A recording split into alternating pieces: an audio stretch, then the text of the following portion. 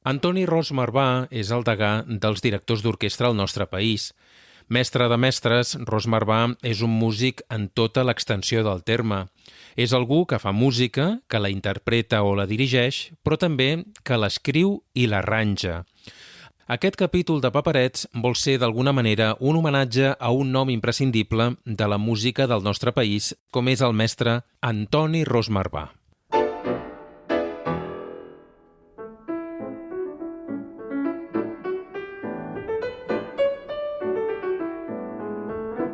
Paperets, el podcast sobre patrimoni musical de Ficta Edicions. Una descoberta de la nostra música i del nostre patrimoni. Paperets, el nostre patrimoni musical en format de podcast. La conversa que escoltareu en aquest capítol del podcast repassa la trajectòria musical i artística d'Antoni Ros Marvà des dels inicis a l'Hospitalet de Llobregat, on va néixer, fins al moment actual. Una conversa més que va il·lustrada amb músiques que ell mateix ens ha seleccionat i el detall de les quals podreu trobar, com sempre, en les notes corresponents a aquest capítol, al web podcast.ficta.cat/paperets.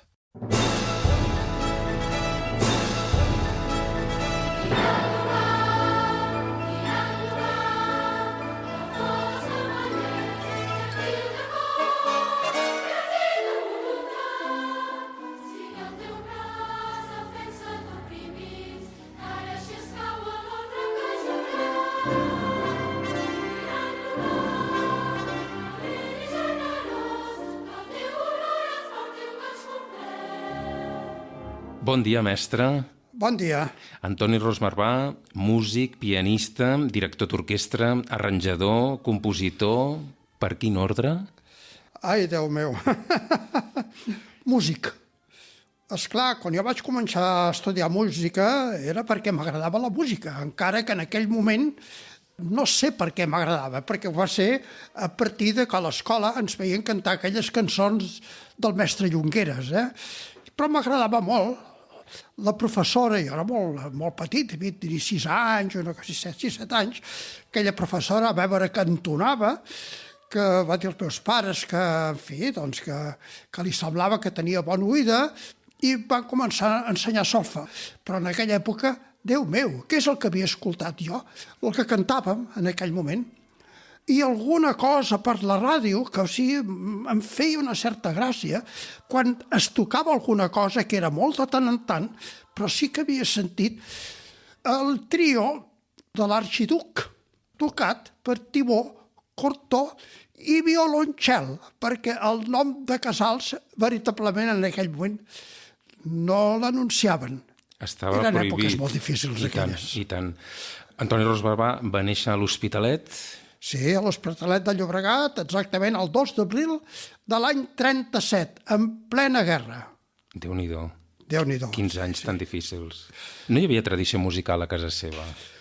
No, però hi havia un segon avi, dic un segon avi, perquè era un senyor que es va casar amb la meva àvia en segones núpcies, l'avi Miquel, que li agradava la sarsuela i em portaven al paral·lel al Teatre Victòria, que sempre demanava a fila 6 passadís del mig. I allà, doncs, sí, em portaven els avis a veure sarsuela i el que podia escoltar per la ràdio i a la parròquia de Sant Isidre. En allà vaig començar a tocar l'harmònium i a cantar o acompanyant el cor, i així vaig començar. I, evidentment, un dia vaig tenir una mena de revelació, perquè va venir, quan jo era molt jovenet, un senyor a fer una audició discogràfica de la Simfonia Pastoral de Beethoven. Va explicar una mica, i aquella imaginació que a vegades pot tenir la mainada en aquella edat, caram, de cop i volta, vaig entendre el que a mi em semblava que era meravellós, i que ho era, certament, era. I després, jo ja estudiava en aquell moment al conservatori, al carrer del Bruc, i quan podia m'escapava allà al sòtan que hi assajava el mestre Toldrà. Caram! I això doncs, era una mena d'adquisició per l'esperit, veure tot allò, aquell home extraordinari com treballava l'orquestra, com feien, i després amb un amic d'infància del meu barri, els diumenges al matí ens anàvem tots dos al Palau de la Música, aquells concerts matinals que feia l'orquestra municipal, sobretot les que dirigia el mestre Toldrà. I alguna vegada un d'aquells directors invitats, que també venien, per veure també altres aportacions a la música en aquell moment, que per mi allò era entrar en el món de les meravelles. Per tant, tenia clar que acabaria sent músic. Sí, evidentment en aquella època jo ja havia començat a fer una mica de piano. Aquesta professora que de l'escola primària ja em va dir que havíem d'anar al conservatori i vaig començar, i evidentment vaig començar a estudiar solfeig, i el mestre d'Otres em va agafar com si fos un fill seu. Em va agafar amb una gran estimació i va dir que jo tenia molt bona musicalitat i sí, i aquí vaig començar a fer via. Convertir-se en director d'orquestra quan apareix? Crec que apareix d'una manera espontània. Jo crec que el fet de veure Toldrà és una cosa que a partir d'aquí va ser una petita revelació. Veure el mestre Toldrà sempre, a vegades explicava el meu pare, que era lampista i electricista, que agafava un d'aquells llistons que clavaven per aguantar els vidres, els agafava, els trencava, i com que jo havia vist el mestre Toldrà, hi havia un banquet, i allà obria un diari, i allò, doncs, cantava o escoltava la ràdio i feia volar coloms. Era una mica aquesta part anecdòtica d'un bailet molt petit, encara no era ni adolescent. En aquells anys de joventut, Antoni Ros Marbà fa moltes facetes relacionades amb la música, oi que sí? Sí, perquè, evidentment, el fet de ser fill d'una família humil i que, en el fons, no hi havia cap mena de tradició musical a casa, excepte l'avi matern, l'avi Francesc, que sembla ser que havia tocat l'acordió d'oïda i, com que era d'Igualada, tocaven el quintet igualadí, que segons m'explicava, anaven a fer festes majors amb tartana. Per allà pels voltants d'Igualada, i anaven a Carme, anaven tota aquella part de la Noia. Però vaja, tampoc era un músic, no havia estudiat mai solfa, simplement tocava el quartet. I Déu, no sé, que Déu ens escolti, perquè com devia sonar aquell quintet, però bueno, allò que feien ballar a la gent. Vostè tocava el piano i acompanyava músiques de tot tipus. Sí, vaig acompanyar música de tot tipus, evidentment, perquè jo el que m'agradava era fer de músic, també. Aviam, jo com que no vaig ser fill d'una família benestant que portaven una tradició musical a l'esquena i al moll de l'os, doncs la música a mi m'arribava de diferents indrets. Però, evidentment, imagini's vostè que estem aquí gravant aquí a la Rambla de Catalunya i aquí al costat hi havia un editorial que se'n deia Ediciones Armónico, que hi passaven molts cantants, perquè en aquell moment doncs, jo era molt jovenet, ja era un adolescent tocant veritablement, no adolescència, però a la primera joventut de debò. I jo venia aquí, venien els cantants a repassar les coses que editaven d'aquells boleros i aquells xa-xa-xas, si és que hi havia encara, si s'hi havia instal·lat el xa-xa-xa, ja no ho recordo, però sí. I això era una manera de guanyar-me alguns dinerons. I també tocava l'harmònium a l'església de Sant Isidre i tocava l'harmònium en els casaments, també amb uns funerals, i acompanyava el cor que cantava a les misses dels diumenges. I així doncs, vaig començar a fer de músic. I com després ja vaig començar també a tocar en sales de festes, quan era més grandet, i acompanyant els artistes i diables. Però, evidentment, a mi m'agradava la música, diguem-ne, amb la gran escala, i la música, diguem-ne, que ja apostava cap a uns altres indrets. Alerta, mai he renegat d'aquells principis, perquè hi havia música molt maca, aquells motets d'en Mas i Serracant, per exemple, algunes d'aquelles misses que cantàvem, bueno, a part de la missa d'Àngelis, que això ho cantàvem sempre, i ho cantaven tots els cors de les esglésies, però hi havia alguna missa de Perosi, aquests motets, i després també hi havia un tipus de música popular que jo la vaig conèixer també a través de la Cobla Barcelona, perquè així vaig entrar una mica en aquest món, però que també en aquell moment, és veritat, el fet que jo tenia 17 anys, quan vaig treure el nas a l'Esbart Verdaguer, i vaig començar a conèixer aquest gran patrimoni de la música popular. L'Esbart Verdaguer, que en aquells moments difícils, on era molt difícil fer catalanisme, molt difícil, però només es podia fer pràcticament amb la música i amb els peus, és a dir, amb la dansa. Però era una manera, no sé, de fer-me músic. I és curiós perquè amb la meva coneixença del mestre Toldrà, quan ell m'explicava la seva feina que havia fet com a músic, de tocar el violí en els teatres, en les sales de ball, a la Granja Royal, però ell després tenia el seu esperit tocant el quartet Renaixement i després escrivint els sonets, escrivint després el Vistes al Mar, aquest meravellós quartet, i que era ben jove. I, esclar, vaig conviure molt, diguem-ne, en aquest esperit tan selecte i amb aquesta musicalitat tan extraordinària que era el mestre Toldrà. Però també he de dir que el fet d'estudiar harmonia i el piano amb molt rigor vaig entendre per on havia d'anar un músic que havia de tenir una instrucció profunda i veritablement amb un gran esforç i al mateix temps reconèixer que molts dels professors que teníem en aquell moment i com després vaig tenir els Samacois, li agrairé tota la vida al mestre Samacois, per exemple, el rigor en què va fer estudiar totes aquestes matèries, com era, naturalment, els últims cursos d'harmonia, el contrapunt, la fuga i després entrar en el terreny de la composició. Hem de fer una aturada en aquest relat. Sí. Posem música, mestre. Sí. Què proposa per començar? En aquells moments que jo estava enrotllat o endollat en Edixa i en aquells moments tan difícils vàrem pensar que en aquell moment sí que era necessari escriure una història de Catalunya amb cançons.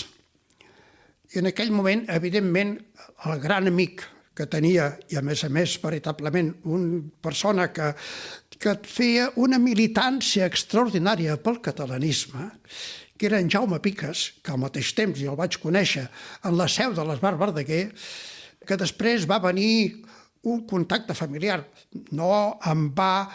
En Jaume Piques va ser el padrí de la meva filla gran, la Natasha. Vàrem fer la història de Catalunya en cançons. Va ser un treball veritablement molt difícil perquè passar per censura en aquell moment aquesta història, he de dir que... Estem parlant dels anys 60, 70? Sí, més o menys deu ser això. No, sembla que no deu, potser no arribava als anys 70. En aquest moment, quan la vàrem fer, en el moment que estem parlant, ja deu fer entre 50 i 60 anys. Només vàrem poder arribar fins la Renaixença literària, perquè no més endavant no podíem tirar. En Jaume Piques va morir, deu fer possiblement al voltant potser d'uns 40 anys, i després, el fet d'entrar després ja, diguem-ne així, en la democràcia, vam pensar que aquesta història de Catalunya la podíem continuar. I la vam continuar amb un poeta, amb un escriptor, gran amic, i que jo li tinc una gran consideració en tots els sentits, perquè crec que és un escriptor extraordinari, que és en Miquel Desclot. I vàrem continuar fins aquell 11 de setembre a Sant Boi. I esclar, i a partir d'aquí la història de Catalunya queda completada. Es noten la diferència d'estils que poden tenir un escriptor i un altre, però veritablement jo crec que aquesta manera de tirar endavant la història de Catalunya és menys coneguda perquè, esclar, quan va sortir la primera història de Catalunya, en aquell moment va ser un disc que va tenir una gran transcendència. Cantaven doncs, la Guillermina Mota, que en aquell moment doncs, estava... En fi, era un personatge completament estimat per tothom. La Trinca era el Josep Maria Mainat i el Toni Cruz, eren els dos participants, i després hi havia també altres cançons amb cor infantil i amb un grup instrumental, no era amb orquestra, una mica de convocatòria, però molt bons músics. I després, quan la vam continuar, que la vam refer de dalt a baix, sí que ja es va fer amb l'OBC, i evidentment amb els cors i també amb la Nina i altres artistes, que també va fer una aportació realment magnífica. Una vegada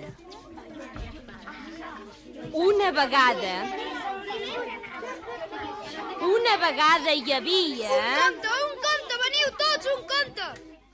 Sí, vet aquí un conte, una història de debò, la història de Catalunya. Oh, que bé! Calleu! Xxt! Bé, ja sabeu que la història comença per la prehistòria, que és allò que va passar abans de la història i que amb prou feines coneixem.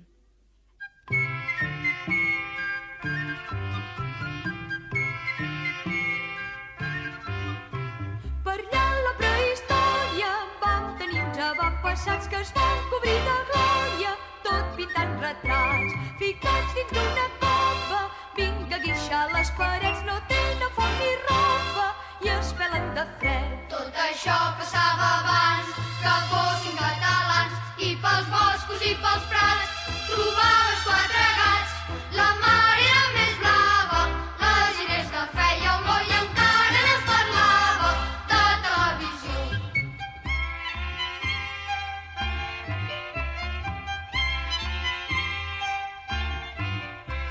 Amb quatre barques velles venen de la mar enllà, uns greix vius i trapelles cap a l'Empordà.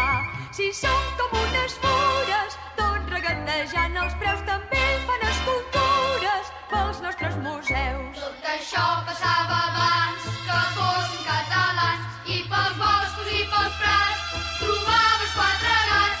La mar era més blava, la gent és que feia olor i encara no es parlava de televisió.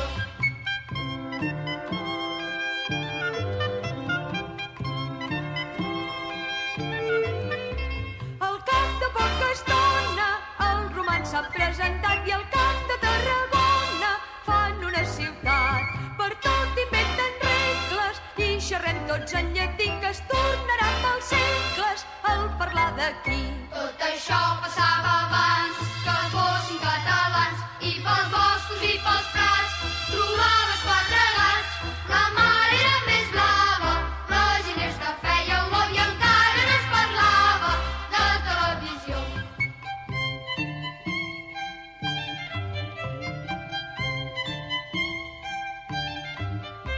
D'aquella gent antiga us diré que n'ha quedat l'instint de la botiga i el pagar al comptat, i un xic de fantasia i el deler i la voluntat de fer la nostra via amb el cap alçat. Tot això passava abans que fossin catalans i pels boscos i pels prats trobaves quatre gats.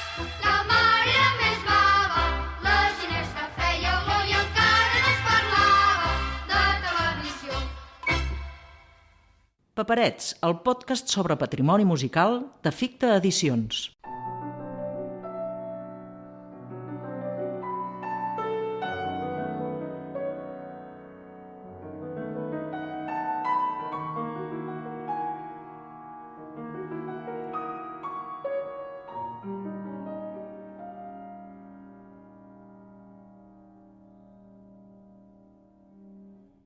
Què és per Antoni Ros Marbà un director d'orquestra? Com ho definiria?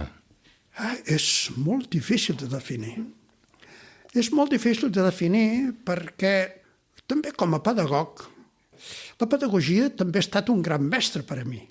El fet de poder solucionar o d'explicar els problemes que dona la direcció d'orquestra a cada un dels deixebles, que poden tenir problemes que són comuns, però també hi ha altres problemes que es poden fer a la carta, en aquest cas, a cada un dels deixebles. És molt difícil explicar. El que sí que crec que el director d'orquestra ha de ser un home que tingui una gran instrucció de base molt bona. No en debades quan veiem que el curset que feia el mestre Toldrà al conservatori, quan accedies a la direcció d'orquestra, havies d'haver acabat tots els estudis de composició, tota l'harmonia, contrapunt, fuga i potser composició, per poder-hi entrar. Abans no estava permès. Volia dir que en aquell moment una persona, quan entrava a la direcció d'orquestra, que era una mica ja al top, encara que el top no existeix, ni de bon tros, havia de tenir una gran instrucció. El que sí que és cert, que he vist jo també en els meus cursos que he fet, moltes vegades els deixebles que s'han apuntat els hi poses un cantus firmus, un cantus ferm, perquè facin un contrapunt a 4 veus i, Déu meu, les coses que es veuen són veritablement lamentables. Però tant en tant en surt un. El que crec que, segons m'han explicat, que ara aquest tipus d'instrucció no és tan rigorosa que quan jo ho vaig fer. Recordo molts deixebles que venien, que avui estan fent una bona carrera. Esclar, ja estic parlant d'uns personatges molt determinats, els salvadors, diguem-ne, tant el Mas com el Brotons, com, no sé, el mateix Moraleda, com... Josep Pons, la llista és molt llarga. L'Ernest, tota aquesta gent tenien una instrucció molt bona. Tots han passat per les seves mans. Sí. No n'hi ha prou en ser que tenir una bona intuïció. Jo veig moltes vegades i intueixo al veure directors que tenen bons braços, però que moltes vegades ignoren el que hi ha a dintre de la pròpia essència d'una obra determinada, sobretot a les grans formes simfòniques. La gent no sap exactament què passa en les grans simfonies de Bruckner. S'hi perden, evidentment que això costa molt. Jo he de dir que vaig començar a conèixer Bruckner en profunditat a partir dels 50 anys, però també vaig una mica més enllà. I he començat a saber el que era dirigir d'orquestra quan han passat ja ben bé més de 30 anys de carrera. Recordo que, em sembla que era Karajan, que parlava de 15 anys d'experiència dirigint, no de formació, sinó dirigint quan realment el director, el bon director, comença a sorgir. Sí. Ara explicaré una anècdota, que això em va arribar, això m'ho van explicar a Amsterdam, en el gran Santa Santorum del Concertgebouw. L'anècdota és de quan Marius Jansson se'n va anar a veure el gran i mític Kurt Sanderling, perquè volia fer la 9ª sinfonia de Beethoven. Li va dir a Marius Jansson, a Kurt Sanderling, mestre, i avui fer la 9ª de Beethoven. Quins consells em pot donar abans que tot? I diu, miri, el primer consell, faci-la de seguida, perquè les primeres 20 vegades la farà malament. Que bo. I és cert, però un ha de començar i ha de començar. Si hi ha talent, i moltes vegades hi ha aquell esperit de la persona jove, a vegades potser encara no estarà prou madur, però moltes vegades la persona jove pot sortir i pot treure coses, diguem-ne, de dintre, que després, analitzades al pas del temps, no ho negaràs pas, perquè moltes vegades la primera ocasió que tens de dirigir una sinfonia de Brahms, després ho analitzaràs massa de pressa o aquí falta això, però moltes vegades hi ha els coneixements de base que has pogut tenir i després aquesta espontaneïtat de la joventut, que moltes vegades també hem de dir que paga amb bona moneda. No tot és negatiu a una persona jove, però de tota manera, quan un sap de què va, ja és quan entra a la maduresa. I Karajan tenia tota la raó en dir tot això. 3 noms, Eduard Toldrà, Igor Markevich i Sergiu Celibidache, aquests grans mites de la direcció, són els directors d'orquestra que més l'han marcat, oi? Sí, de Toldrà, evidentment, que ell era molt intuïtiu com a director, però quin músic, Déu meu!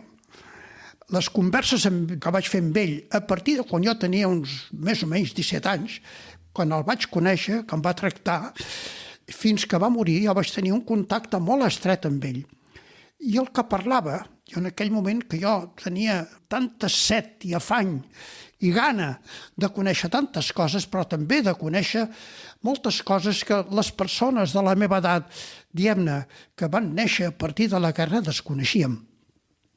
Quan ell em parlava dels poetes, de les seves cançons, de com ho escrivia, o, per exemple, de les anècdotes, quan em parlava de Lluís Millet, quan em parlava de l'Amadeu Vives, quan em parlava també d'aquells moments, de quan feia de músic. Doncs tot això és or, diguem-ne, de la màxima més preuat que podríem trobar. L'Igor Markevich també, ell va fer una tècnica que era la seva, però va ser un gran concertador, gran músic. Ell va sortir, diguem-ne, del bressol de la Nadia Boulanger, possiblement la mestra més important que hi ha hagut. Grans músics va ser deixebles de la Nadia Boulanger. Evidentment, no estava dintre del món de la segona escola de Viena, ella més aviat estava en el món de la gran tradició francesa, però grans músics, va ser una professora extraordinària. Markevich va sortir d'allà, també del Hermann Scherchen, encara que ell va evolucionar d'una manera, podríem dir, com un bolet que va sortir inesperadament. Va ser un gran director i un gran músic, i a mi em va ensenyar moltes coses, d'una altra manera. Però, esclar, el Celibidache se'n va anar molt més enllà que tots, perquè tota la descoberta, més que la descoberta, perquè ja existia, és posar en valor de la veritable fenomenologia de la música. La fenomenologia, que sembla que hi sap què, amb aquest nom una mica rutilant, però és simplement buscar els valors naturals de la música. És buscar quins són aquests valors que es poden analitzar i a partir d'aquí descobreixes un món extraordinari que simplement descobrir, analitzar-los, perquè finalment el que tu trobes són aquests valors, és la pròpia natura que està immersa aquí dintre.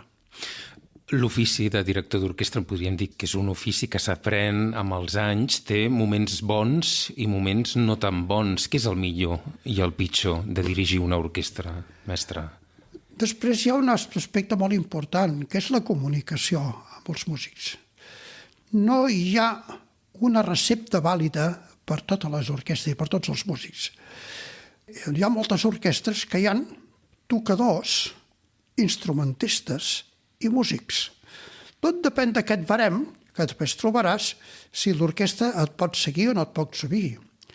I després, evidentment, avui en dia el que sí que ens trobem que les orquestres, que des del punt de vista tècnic ha anat molt cap amunt, és cert, però el fet de la gran proliferació de muntar programes, les orquestres estan molt acostumades a muntar programes, però potser no treballar-los, perquè treballar un programa vol dir un gran esforç, entrar en una mena de profunditat que no totes les orquestres, diguem-ne, estan disposades. Perquè, esclar, muntar com a mínim un programa cada setmana. Ara explicaré una anècdota que em va dir el meu representant a Anglaterra, que el seu pare havia estat un director que una vegada tenia que fer, se'n va anar amb la Royal Philharmonic de Londres a assajar la cinquena de Tchaikovsky i el dematí li va preguntar: escolteu, quan paro a tocar aquesta sinfonia l'última vegada? Diu, ahir vespre. I clar, imagines aquest home, diu, i ara com em poso a assajar i obre una obra que s'ha tocat aquí? És veritat que els britànics també tenen una gran facultat, diguem-ne, per tocar molt bé i molt bonic, però poder tocar amb un o dos assajos, com jo he provat de fer, no és my cup of tea, però ho vaig provar. I sí, toquen, però és molt difícil moltes vegades arribar amb una gran profunditat, perquè a vegades no hi ha temps i no hi estan acostumats. Però també he trobat deixebles que baten molt bé sobre el buit, diguem-ne. I dius, mira aquest, que bé que bé, que dirigeix, quins braços que té, i al posar-se davant de l'orquestra en una classe, la música se li podreix a les mans. O al revés, jo vaig tenir un deixeble que l'he tingut moltes vegades, un holandès, que l'he tingut també moltes vegades com a assistent, que jo no deia aquest, ai, com bat, si no sap batre bé, veritablement. Jo vaig a una sinfonia de Haydn. Era en una classe que veia jo, amb el temps que vaig estar també, va ser poc temps, al Conservatori de Rotterdam. I, diables, es va posar a dirigir una sinfonia de Haydn i, caram, la música fluïa. És molt difícil dir el que passa. I grans directors, per exemple, que han tingut una tècnica deficient i que han sigut fantàstics, han fet molt bona música, i altres que han tingut una tècnica realment que han funcionat molt bé, és que la música a vegades no acaba de sortir. Per tant, hi ha molt d'intangible a la direcció, Sí, veritablement, després te'n dones compte que els concursos de direcció d'orquestra, ai, Déu meu, si serveixen de ben poca cosa, perquè moltes vegades els jurats, persones que estan de jurat en uns concursos, moltes vegades dius, i com pot ser que aquest senyor estigui de jurats que no coneix res de la tècnica? I moltes vegades en un concurs no es pot valorar. Passa en tots els concursos. Quantes vegades una persona ha guanyat, no solament de la direcció d'orquestra, pot ser d'instrument, pianistes que han guanyat els primers prèmits dels grans concursos. Jo, que vaig estar durant molts anys de president del jurat del concurs de Santander, el Palomo Xí, el de la reina Sofia, és persones que van guanyar un primer premi que després no van fer carrera, i un que potser van guanyar un segon premi, doncs sí, que han fet una carrera esplèndida. Els concursos sí que a vegades va bé per saber que hi ha persones que toquen i ho poden tocar bé, però això no determina que un primer premi després sigui un grandíssim pianista que es pugui portar el gat a l'aigua. Posem una mica més de música, li sembla, d'escoltar Toldrà? Sí. Potser, aviam, hi ha aquesta meravella que és el Giravolt de maig. Poseu el que vulgueu del Giravolt de maig. Que va gravar 2 vegades. Sí. Aviam, les dues estan molt bé. La segona és més perfecta. L'únic, potser podria dir, la primera versió, que l'orquestra, que era una orquestra també de convocatòria, però hi havia molts músics que tocaven, que havien tocat amb el mestre Toldrà, jo era molt jove. Havien tocat amb el mestre Toldrà i mirat, escoltat una miqueta darrere la porta en aquest sentit, hi havia alguna cosa molt especial de tota aquella gent que tocava que adoraven el mestre Toldrà. Encara que hi havia molta gent molt jove que possiblement, sí, jo crec que tothom, d'una manera o altra, havia conegut el mestre Toldrà. L'esperit del mestre Toldrà, solapadament, jo crec que hi era. En la segona gravació, jo crec que està perfecta, estupenda, amb l'OBC, però en aquell moment potser no hi havia ningú, potser l'únic que havia tractat el mestre Toldrà era jo mateix, i està molt bé. Per la primera, perquè hi ha aquesta cosa una mica mítica, que potser és il·lusió o no, però, mira, què hi farem? És així.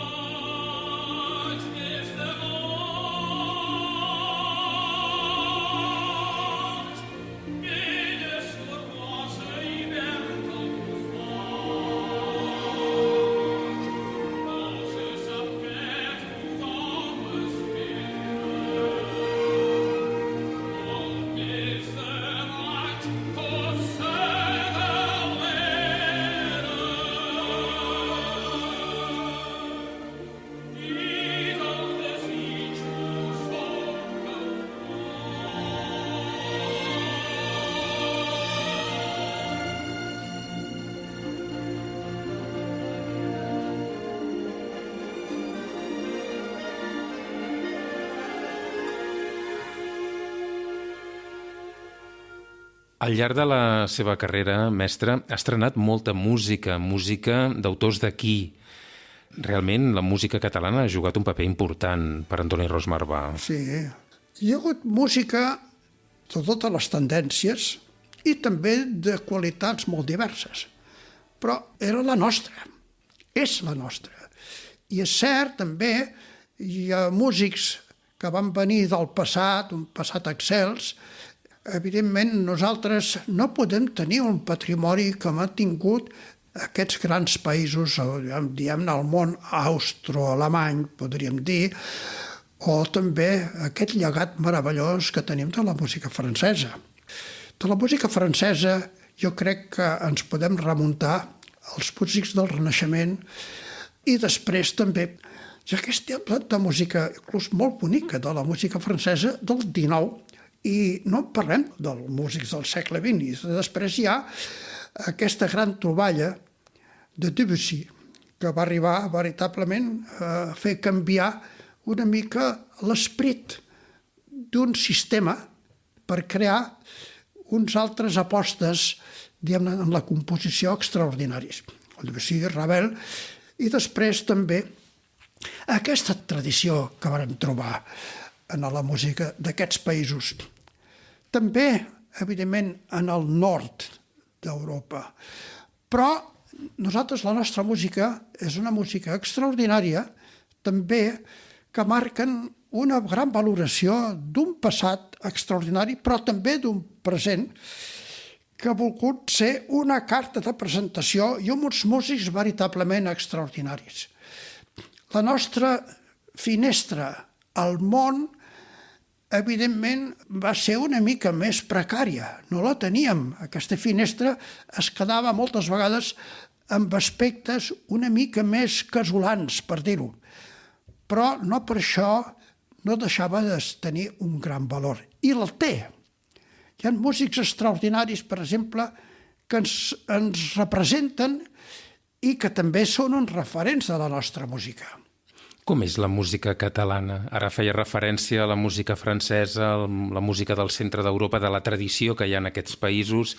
Hi ha un segell català, un aroma català? Aviam, què és la música catalana? Jo crec que la música catalana és una música també que neix d'un esperit mediterrani, això és ben cert, però que també la música catalana ens representa el pare Antoni Soler, per exemple, ens representa tots aquests músics que vam tenir també, diguem-ne, del Renaixement fins avui, ens representa, diguem-ne, el que hi ha en el monestir de Montserrat, aquests músics extraordinaris que teníem, però després també hi ha aquest canvi que ens trobem en el segle XIX i després hi ha una cosa que és extraordinària. Tot el llegat del cant popular. Que el cant popular va ser, diguem-ne, una mica font de cultiu de la nostra música de cara al futur. Bé, si pensem que inclús, per exemple, els nostres compositors ja que estan al final del segle XIX, hi ha el gran valor de referència que potser no el acabem de tenir una valoració, potser perquè el desconeixem, el que va significar també com a esperit d'obertura al propi Pedrell. Però després, caram, i Gerard què? Gerard què? Que inclús en les seves provatures un músic que era mig alsacià, que era nascut a Valls, caram, però que també de cop i volta veiem que la seva música, diguem-ne, agafant el patrimoni de la música catalana, és extraordinari, com després, evidentment, potser s'aparta una mica, però si trobem en el concert de violí de Gerard, que és una obra mestra, com de cop i volta surt un tema de sardana, és curiós. A més, passa una cosa, Gerard, que no el vaig conèixer, però sí que abans d'aquell morís em va enviar la partitura de la suite del Don Quixot, que jo la vaig fer, i més l'he dirigit fora, també, i després recordo haver fet l'estrena de l'obra completa que era l'Alta Naixença d'en rei en Jaume, que la vaig fer, i també la Quarta Simfonia, caram, que és una obra d'avantguarda veritablement extraordinària. Però després hi ha compositors que han passat a l'oblit completament perquè es van exiliar, com en Josep Valls, totalment desconegut. Recordo que el mestre Toldrà va dirigir la sinfonia. Josep Valls, que després va ser deixeble de l'escola Cantoro, però com que es va exiliar en aquells moments difícils, no va tornar cap aquí. Va tornar, que jo el vaig conèixer quan, crec que va ser amb l'Eulàlia Soler, vam fer els concerts per piano. Però després què en diem també del patrimoni que ens ha deixat Xavier Montsalvatge? Gran amic i gran músic. I després Montpou, que he tingut jo també l'avinentesa d'instrumentar-li la seva música, que vam ser molt bons amics. I els Lamot, pare i fill.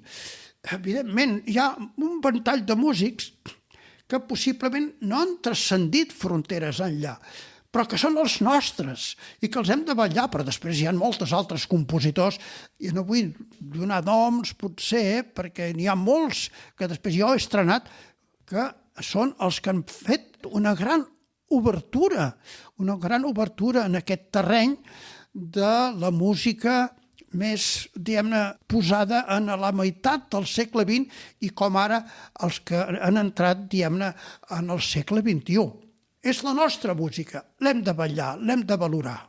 És evident que moltes vegades jo he dirigit obres que no seran cap obra mestra ni molt menys, obres que inclús de poc valor musical.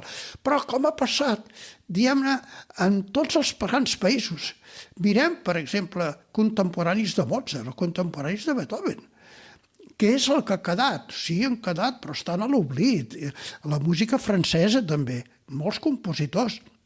Però tot el que s'ha fet, diguem-ne, és un ventall que obre vies per tal de que la música del nostre segle s'obri i després direm sí, no o no. Potser direm 50 vegades no, 70 vegades no, però poden ser 1 o 3 vegades que sí. Amb tot això ja val la pena. Com el cas de Manuel Blancafort.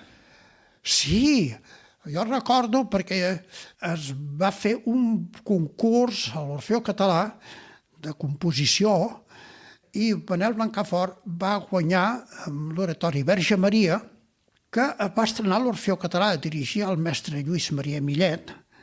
Però després, jo, com que tenia un gran record d'aquesta obra, la vaig dirigir també amb l'Orfeó Català, perquè és el que va estrenar, però en la seva versió d'origen, que era en llengua llatina, en llatí, perquè quan va guanyar el premi era una traducció en català feta pel mateix Blancafort. Però Blancafort és un dels nostres músics, per exemple, que va tenir una importància molt determinada en el principi, podríem dir, de la música d'aquell moment, amb una música que ja tenia un cert esperit, a vegades inclús canall, per exemple, la polca de l'equilibrista, i que al mateix temps, junt amb en Frederic Montpou, van fer molt de camí junts. És un músic que certament que aquesta obertura internacional de Montpou ha fet una mica de paraigua sobre d'aquests músics. Però caram, Blancafort és un músic, per exemple, que ara sé que s'ha tocat i no vaig poder anar, la sinfonia, que veritablement és una música realment excel·lent. També tot hem de dir, amb les paraules que em deia el mestre Toldrà, em deia, veuràs, Antoni, el gran sinfonisme és del patrimoni austro-alemany. Diguem-ne, els llatins, en aquest sentit, no és un patrimoni nostre, però això no vol dir que s'hagi conreat. Montsalvatge, cap al final de la seva vida, va fer la sinfonia de Rèquiem, que és extraordinària. I a mi em deia, mira, vols que et digui una cosa? Jo he fet moltes provatures, però aquí sí que faig la música que a mi m'agrada. I és una obra, veritablement, la sinfonia de Rèquiem, que t'arriba a la profunditat de l'esperit. Però també l'oratori Verge Maria també és una obra excel·lent, gens fàcil, però, per exemple, és cert, per exemple, com tots els músics, jo també formo part una mica d'una manera o altra, també ens ha emmirallat molt més en la tradició, en el millor sentit de la paraula, que neix del patrimoni de la música francesa. Però sí, l'oratori Verge Maria, quan va sortir ja el testimoni discogràfic, és curiós, ja estava uns dies a Montserrat i es va posar alguns fragments a l'hora del refectori, durant l'àpat es va posar uns fragments perquè és una obra realment esplèndida, molt bonica.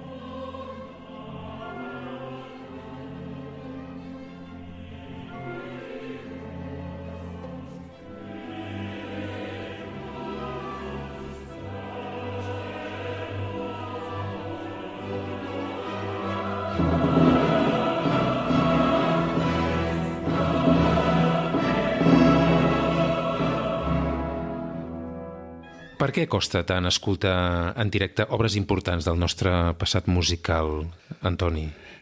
Aviam, jo crec que moltes vegades hi ha una certa mantra per part de tothom.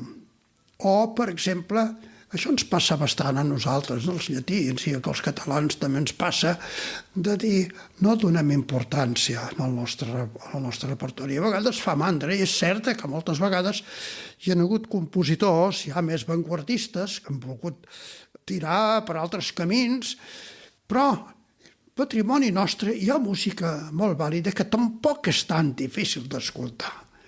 No és molt difícil d'escoltar. I per què no es programa més? Jo dic que a vegades és mandra. Me'n vaig a un altre cantó. Però una música tan bonica i al mateix temps tan ben escrita com pot ser les impressions camperoles, la versió d'orquestra d'en Joaquim Serra, però també algunes obres dels Lamote. Toldrà, molt bé, però el Toldrà també ser com una mena de bolet que va néixer, diguem-ne, i tot podríem dir, el que va ser el noucentisme, hem parlat de Toldrà, inclús n'hem escoltat, una música també d'una gran qualitat i que també no se sap per què, jo sí, potser que sabem per què, entra d'una manera molt directa en el moll de l'os i la sensibilitat de l'oient. Però el director té alguna cosa a dir? O és un tema de programadors? El director té molt a dir, també. I s'ha de conèixer el repertori, també. Evidentment que jo he fet estrenes de magnífics compositors d'aquí, de casa nostra. Inclús compositors, diguem-ne, que han estat vanguardistes. En fi, no sé, des del mestre Esquadreny fins a Xavier Benguerel, molts d'aquests que ja no hi són, però també altres compositors, com podria ser Josep Maria Ruera. Josep Maria Ruera, que va ser un d'aquests músics que la guerra va destruir. Va ser un músic excel·lent, que qui sap el que hagués pogut fer. Però també hi ha música, després inclús d'aquesta d'avantguarda, que caram s'ha d'escoltar amb unes oïdes renovades, també, de cara a l'esperit que, per exemple, donava aquesta música com a identitat i com està una mica emparentat, per dir-ho, amb la música d'europea. És evident que aquí la segona escola de Viena va arribar, evidentment, i semblava que si no s'escrivia la música dodecafònica o una música, diguem-ne, més aviat experimental, que tot això no valia res. No és veritat. És curiós, perquè a la música internacional veiem el gran llegat que van trobar els músics, per exemple, els compositors com Bartók o Kodály, o la música búlgara, o tota la música, per exemple, que venia dels països balcànics. Per què? Aquests músics tenien un patrimoni de la seu camp popular realment extraordinari, cosa que possiblement no es troba en els dominis austroalemanys, es troba una altra mena de música, que la seva pròpia música ja neix d'aquest gran patrimoni. Aviam, també el Llenguadoc, que ho veiem, per exemple, aquest patrimoni que troben els francesos també en aquesta música del sud de França, que és una música que pot ser nostra perfectament. I aquí trobem veritablement músics del Llenguadoc que també han conreat aquesta música, que és la seva, i una mica nostra també. Si no coneixem la nostra música, és difícil poder-nos sentir com a pròpia, obres que desconeixem com sonen. Sí, exactament, sí. Aviam, hi ha compositors, per exemple, que, esclar, hem llegit molta música, i compositors, per exemple, que van marxar a l'exili, que no els coneixem. I possiblement en un moment determinat, i que va ser músics que van fer una bona feina aquí. Hem parlat de Gerard, però Gerard també ha estat un músic internacional que no va ser fàcil per ell tampoc, però després sí, que ja és un músic possiblement el més internacional entre nosaltres. És evident que després hem vist que Montsalvatge amb les cançons negres o altres coses també és un músic que ha transcendit també, Però, esclar, també veiem músics, per exemple, que no és gens despreciable, el mateix Joaquim Oms. Clar, emparentat molt bé amb l'estètica que ell va conrear a partir de la seva amistat com a deixeble de Gerard, que va ser l'únic deixeble que va tenir Gerard. Però bé, tot aquest és un patrimoni nostre, que sí, que es toca de tant en tant. Però és veritat que la força dels grans músics del segle XX internacionals, que han tingut una transcendència, però que també entre nosaltres, com pel cas, per exemple, de Ravel, sobretot. Ravel, Debussy, amb menys, diguem-ne, entitat, potser César Franck. Bé, però Catalunya en l'òpera també és una miqueta minsa, encara que també podem trobar Carnisser o alguns altres, ara que no em ve la memòria, Cuyàs, no? Cuyàs, tot aquest... Sí, esclar, fent una música italianitzant. Potser serà una mena de Rossini de segona fila, però alerta, no gens en va. Anem a Montpou, a la música de Montpou. Abans heu fet referència a la instrumentació d'algunes peces que ell va compondre per a piano i guitarra, oi? Però majorment per piano. Les peces de guitarra les hi reclava en algun guitarrista. Però és la suite compostelana la que orquestra, Sí. Sobre Montpou, que jo vaig estimar i que ell havia vingut, me'n recordo, era l'any 73. Jo ja havia fet unes instrumentacions del seu Combat del somni, perquè va passar una anècdota bastant curiosa. En Victòria dels Àngels, vam fer un disc sobre el patrimoni català, en el qual també hi havia el cant dels ocells, que vaig instrumentar jo mateix, però també hi havia les cançons del Combat del somni. Havíem de gravar, inclús aquí a Barcelona, la instrumentació que feia el mateix Frederic. Però no hi havia gaire temps, però la instrumentació no s'amava. La Victòria em mirava amb aquella careta que feia, després hi havia el productor de la EMI, i jo li dic, Frederic, mira, Federico, que li dèiem als íntims, Federico, mira, escolta, aquí s'hi hauria de fer alguna cosa en la instrumentació perquè... Em diu, Toni, tu mateix. I dic, escolta, mira, si vols te la faig de nou. Fantàstic, fantàstic. I li vaig fer de nou i després ens en vam anar a París a gravar-ho. I estava encantat. I després, l'any 73, havia d'estrenar les cançons a Paul Valéry, que és una meravella, que és un d'aquests petits tresors. Costa molt de cantar aquesta música. La va estrenar la Montserrat Alavedra, recordo, en el Festival de Barcelona. I em va venir a veure a Calonja, ell i la Carme. Diu, Toni, que em podries instrumentar això? Les cançons a Paul Valéry, això ho ha de fer una orquestra de cambra molt petita. Jo dic, Frederic, de genolls t'ho faré. Bé, li vaig fer aquesta instrumentació. No la van tocar gaire bé, la va cantar molt bé la Montserrat Alavedra, no gaire bé, perquè l'orquestra era una orquestra polonesa amb un director que no entenia res del que passava aquí. Però després jo la vaig gravar també amb la Marisa Martins i vaig revisar la pròpia instrumentació. Però també vaig fer del Combat del somni. Hi ha dues cançons que no estaven en aquell moment, diguem-ne, tampoc editades, però sí que les havia fet. Però la Carme m'ho va venir a demanar, també Frederic ja havia mort. Les vaig fer, les vam instrumentar i després s'ha tocat, s'ha gravat i les vaig fer per primera vegada amb la soprano Maria Oran, que era una gran intèrpret de Montpou.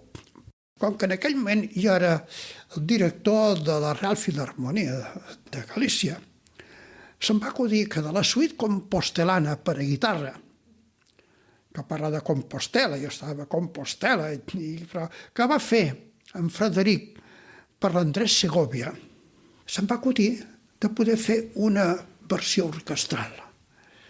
Li vaig comentar a la Carme Bravo, la vídua de Montpou. Dic, Carme, mira, pensat que estic fent de la suite compostelana una versió per orquestra, he tret i llevat un dels números, que és la cançó de Bressol, hi ha una cançó de Bressol, però que no la veig, canviaré l'ordre i se'n dirà Compostela, perquè no exactament la suite compostelana.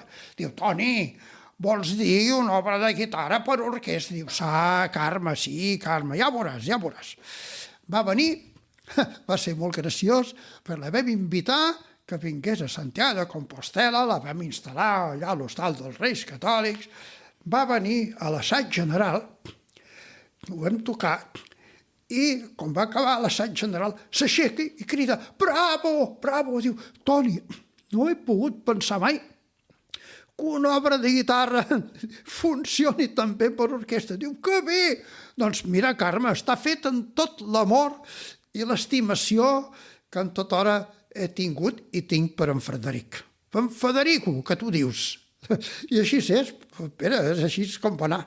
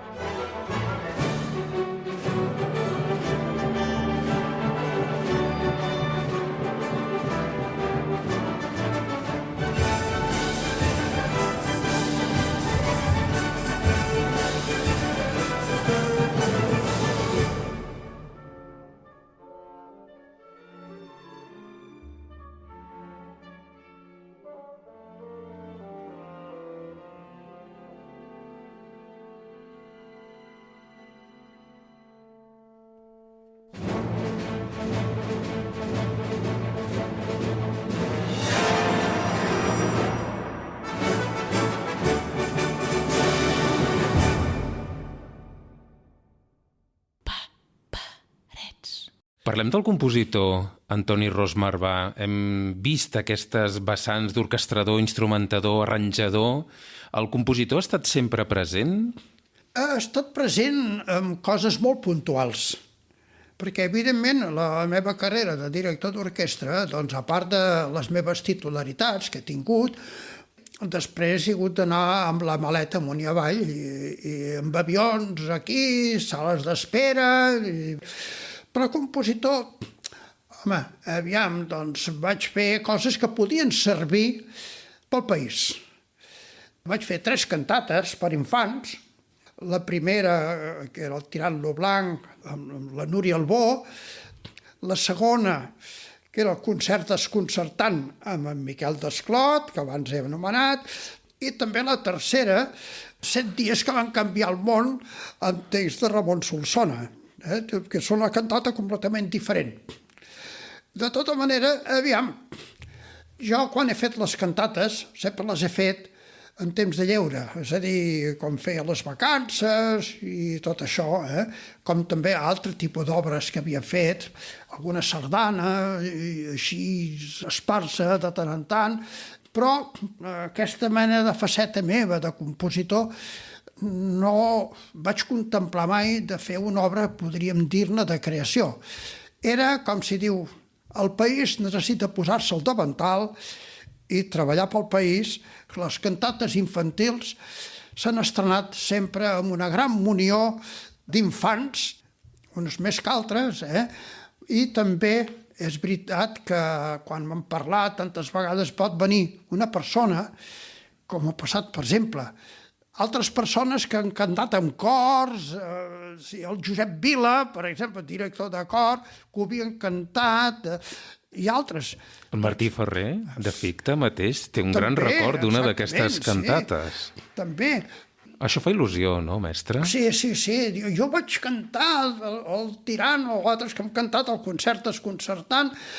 Bé, és una feina que jo crec que s'havia de fer i com la van fer altres també, no soc l'únic, perquè el secretariat de corals infantils van encomanar a diferents compositors fer unes obres, que això jo crec que ha estat una de les idees millors que hagi pogut tenir de cara a l'educació dels infants, diguem-ne, del cant coral, que començar a partir d'edats, diguem-ne, més tendres. I arriba un moment que escriu una òpera. Com va néixer aquest projecte? Bé, aquest projecte va néixer perquè ja començava... Jo estava encara en actiu, En actiu encara hi esteu. Com? Que en actiu encara hi sou. Sí, però que dirigia molt més que ara, és evident. Sí que en actiu. Però en Josep Cruïlls, en aquell moment, que era l'edició catalana de compositors, sembla que es deia, o es diu, no sé si encara existeix, em va dir, Antoni, tu hauries de fer una òpera.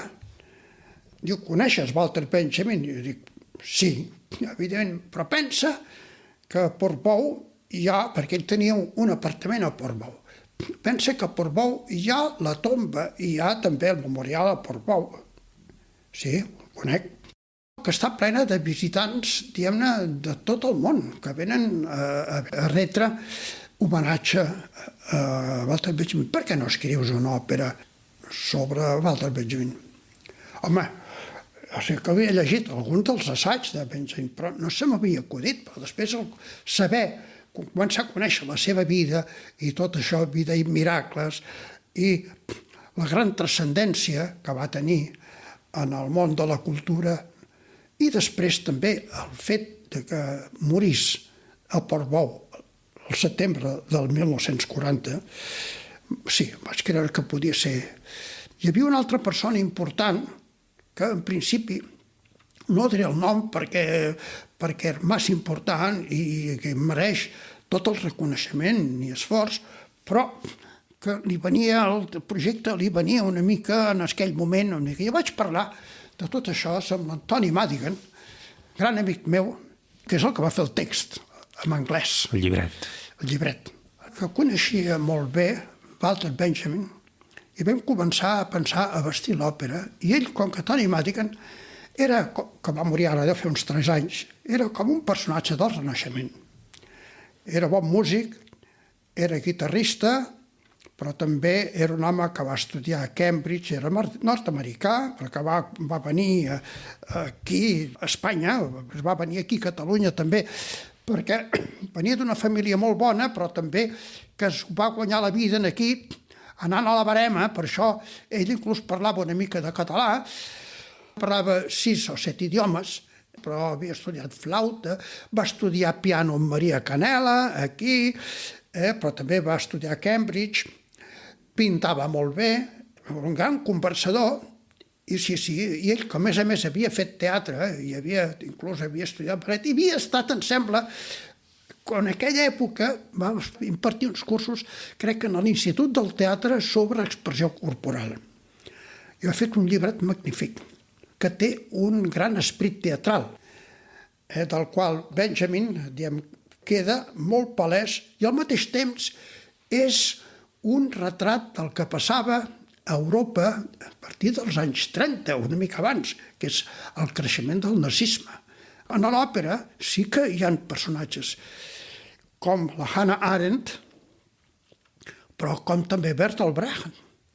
Però bé, l'òpera en aquest sentit és molt teatral, perquè es mostra com era Walter Benjamin, amb tots els seus valors, però també algunes de les misèries, se'l posa tal i com era, i després també el seu esperit, i també, evidentment, una cosa que va fer Tony Madigan és que l'òpera, tot el que diu Walter Benjamin, està tret amb un percentatge molt alt, potser més d'un 90% dels propis escrits de Walter Benjamin, com també molts dels escrits de Bertolt Brecht.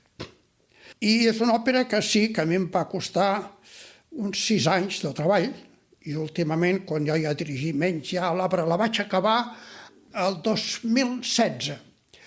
I ara em fa una gran il·lusió perquè en el 2025 això anirà al Liceu. Caram, haurem d'esperar per això encara, eh? Hem d'esperar una mica. Però, evidentment, s'ha hagut d'esperar perquè hem de pensar que hi ha hagut molts entrebancs aquí, que hi ha hagut una pandèmia per aquí, la crisi econòmica, tot això ha fet que els projectes del Liceu s'anessin retrasant. I ara estem en aquest moment de treballar de cara a pensar en la seva estrena. Paral·lelament a l'òpera heu estat escrivint més coses, un quartet de corda, per exemple. Això és un repte, no? Que va estar molt ben rebut a l'estrena, que es va fer a la Schubertiada de Vilabertran, i que he d'agrair enormement al quartet molt jove que ho va tocar, que la va estrenar al Quartet Atenea magníficament. El que sí que sé que hi havia en el concert, hi havia el director del Festival de Granada, l'Antonio Moral, que li va agradar molt i que pensa programar-lo pel 2024 en el Festival de Granada d'aquell any. Com és l'Antoni Rosmarbà, compositor? Ai, Déu meu. Clar, amb l'experiència que té dirigint i treballant tanta música... No sóc un vanguardista, però tampoc un caspós, ni molt menys. Però sí que és veritat que busco la música, podríem dir, es basa en arrels tonals, ma no en tanto. El que sí que em preocupa, avui en dia és tan difícil escriure música, perquè fem un tipus de música que també la música totalment vanguardista ja ha passat a la història, però que també has d'anar molt ben en compte perquè no sigui un déjà vu, que també s'hi pot caure. Però el cas és fer una música de tota manera que tingui un cert esperit interior. Tinc escrita també unes cançons sobre textos de Maria Mercè Marçal, poetessa, que a mi el seu llegat em fascina, però també unes cançons en castellà d'un excel·lent poeta que és Lluís Sunyent, que és un gran intel·lectual i un magnífic poeta. Però també he de dir que últimament he escrit una suite que se'n diu Suite intemporal per a piano, però que també una versió per a orquestra simfònica. He escrit un divertimento en fa, que es diu, ple d'humor, que això s'estrenarà a Santander amb els deixebles de l'Escola Reina Sofia, ara al mes de juliol, a principis de juliol, a Santander. Com també estic acabant 5 Remembers, 5 records. Estan escrits el seu primer original, que és en piano. Però aquests 5 Remembers, el primer se'n diu Marilyn's and her tragedy. Marilyn's la seva tragèdia, que sabem, evidentment que no vaig conèixer mai aquesta senyora. Marilyn Monroe? El Marilyn Monroe, sí. Però darrere del que hi havia en aquesta dona, diguem-ne, de tot, però va tenir una vida molt desgraciada i va acabar molt malament. O es va suïcidar o el van fer que la suïcidessin. Hi ha un altre Remember que es diu Caravans and Benjamin's Legacy o Benjamin's Memorial, que és David Caravan, israelita, que va ser el que va fer el monument, el memorial de Walter Benjamin a Portbou. Un altre memorial és Jaume P, que vol dir Jaume Piques, i l'història en majúscules, que és la història de Catalunya. I és una mena de quotlibet, per dir-ho, a la moderna, o explicat una mica, qualsevol quotlibet era una barreja de coses, sobre la història de Catalunya amb cançons. Hi ha un altre Remember, que és Oriol i Sant Jordi, que és sobre Oriol Martorell, que va ser gran amic. I el cinquè és sobre Tony Madigan. Home, tots són persones... A Caravan no l'he conegut, ni a Marilyn Monroe tampoc, però els altres sí que estan... Són peces de piano, això, eh? Ara sí, però l'orquestació de la tercer Remember per orquestra ja està acabada. Per tant, tindrà la doble versió, pianística i per orquestra. Això ho vaig acabar abans d'ahir. No para d'escriure música. Sí, jo tinc moltes ganes. Hi ha algun somni pendent? Algun somni per fer? Hi ha alguna il·lusió de dir, algun dia vull fer això? Sí, i ara el que vull fer, ja n'he parlat amb en Miquel Desclot, i esperem, aviam que ell ho està mirant, vull escriure un rèquiem, que no sé si sap per mi o no, esperem, no, però tinc ganes de fer, perquè això porta temps. Però aquest rèquiem, m'agradaria que en Miquel Desclot, qui està pensant, que a part d'haver-hi molts fragments sobre el text llatí que tots coneixem, però que hi hagi uns textos fets en català, que després es poden traduir, possiblement, que parli de la vida i de la mort, també, d'una manera absolutament natural. Aquest és un projecte, però no vull que sigui un rèquiem traumàtic. Una mica a la Foré, no? Sí, a la Foré, però també d'una altra manera. El Foré és inigualable. No es pot fer una mena de retrat del rèquiem de Foré. I m'agradaria també continuar encara algunes cançons més. Ah, sí, jo tinc una simfonia escrita. Completada? Sí, completada fa anys. No estrenada? No, va ser un encàrrec que em va fer l'Orfeó Català quan es va fer el centenari del Palau de la Música. El 2008, per tant. Sí, exactament.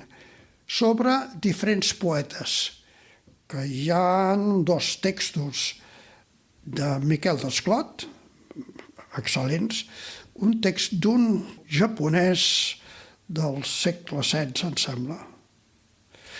I després hi ha un text preciós també de Miquel Àngele, que era un magnífic poeta, traduïts tots per en Miquel Desclot.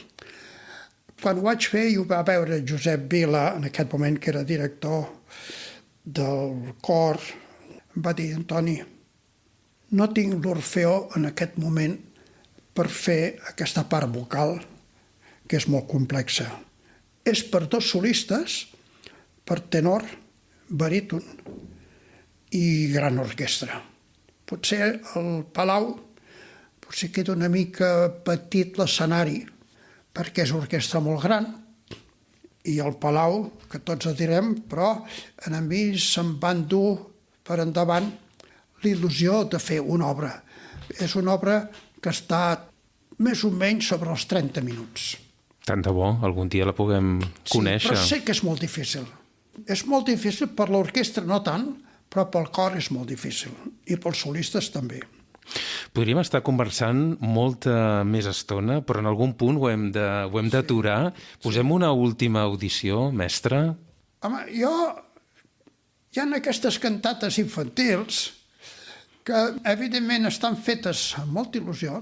I recordo que, generalment, aquestes cantates estan fetes majorment a Calonja, en els estius. I recordo en la cantata del concert desconcertant, la cançó del clarinet es va fer, jo estava nedant una mica el que en deien el racó dels homes, a la Caleta, que anava de la Caleta a la Roca Grossa, que nedants s'hi va amb una certa facilitat, i se'm va acudint allà inclús la cançó del clarinet. Però mira, d'aquestes cantates, vosaltres mateix feu la que vulgueu, perquè jo me les estimo totes tres. Mestre Antoni Ros Marvà, moltíssimes gràcies per regalar-nos tota aquesta estona. Moltes gràcies per tots aquests anys de servei al país, de dedicació a la música, i fins ben aviat. Fins ben aviat, Pere, que ho podem veure.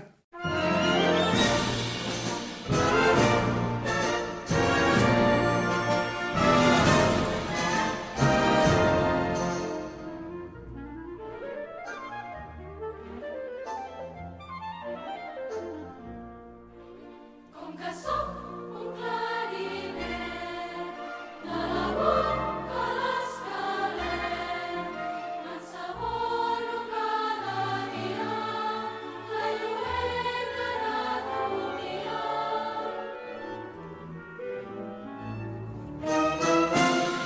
Ric a Can Barro,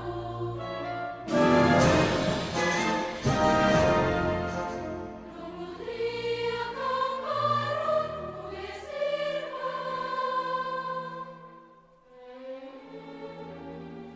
pogués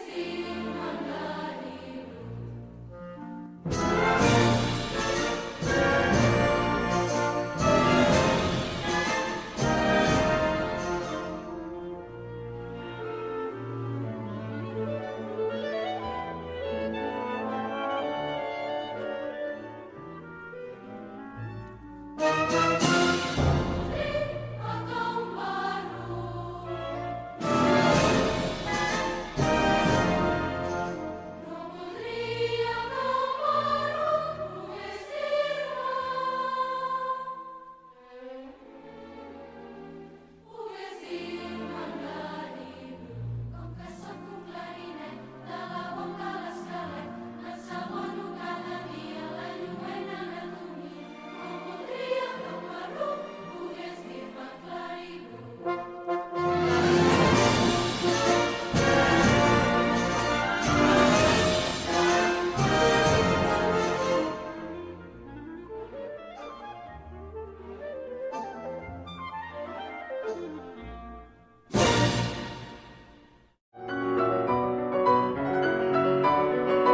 Fins aquí Paperets, el podcast sobre patrimoni musical de Ficta Edicions.